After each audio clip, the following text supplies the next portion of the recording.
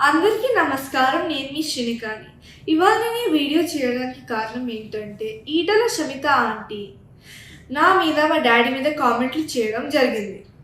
Aunty, నాకు doubt ఉంది aunty. నేను స్కూల్కి పోతుంది పోకపోతే ఏంటి ఆంటీ? మీకేమవుతుంది ఆంటీ? మీరేమైనా ఫీజు కడుతున్నారా? మీరేమైనా ఎగ్జామ్ రాస్తున్నారా? మీరేమైనా ప్రిన్సిపలా? నేను పోయిన లీవ్ లెటర్ నా ప్రిన్సిపల్కి ఇచ్చా, ఆయన యాక్సెప్ట్ చేశారు. మా పేరెంట్స్కి ప్రాబ్లం లేదు, మీకేం ప్రాబ్లం వస్తుందా ఆంటీ?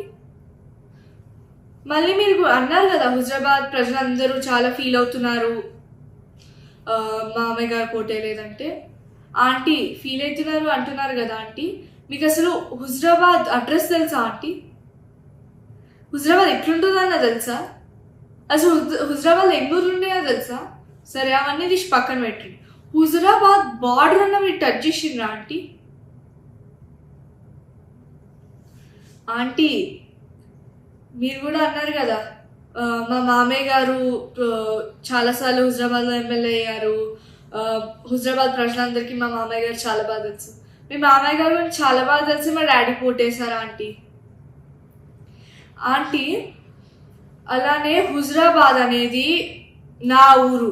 మా నాని, మా అమ్మమ్మ, మా ముత్తాతలు, తాతలు అందరు ఉండే ఊరు అదే. అక్కడ ఉండే ప్రతి ఒక్క మనిషి నా నా ఫ్యామిలీ మెంబర్ లాగా. వాళ్ళే నా బలం, వాళ్ళే మమ్మల్ని కాపాడుతారు.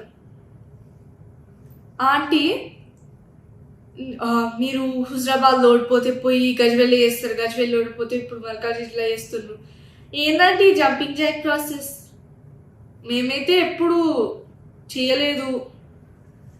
మీ జంపింగ్ జాక్ ప్రాసెస్ నాకు అర్థం కావట్లేదు. మీరు అంత పవర్ లేకుండా ఉండలేకపోతున్నారా? అసలు ఎందుకంటే మీకు ఈ పవర్ 5 years ఉండలేకపోతుండగలుగుతున్నారంటే, మీరు ఇల్లీగల్గా తీసుకున్న ల్యాండ్స్ని కాపాడుకోవడానికా?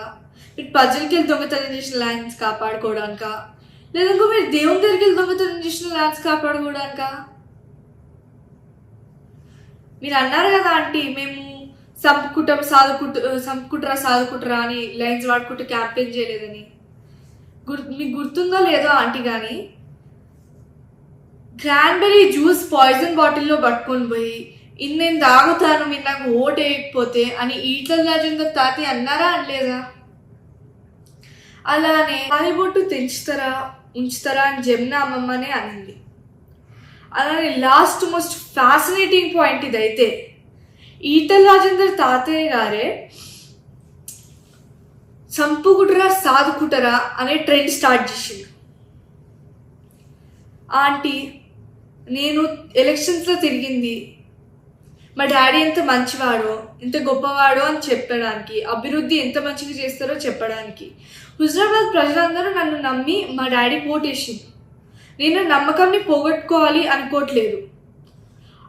ఏదో ఒక రోజు మళ్ళీ కేసీఆర్ తాతయ్యనే సీఎం అవుతారు, నేను మళ్ళీ హుజరాబాద్కి 1000 కోట్లు తెస్తాను.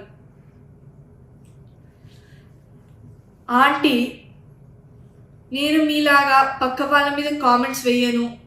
ఇంకా ఎవ్రీ ఈవినింగ్ క్యాఫేస్లలో పోయి తిరగను. ధన్యవాదాలు.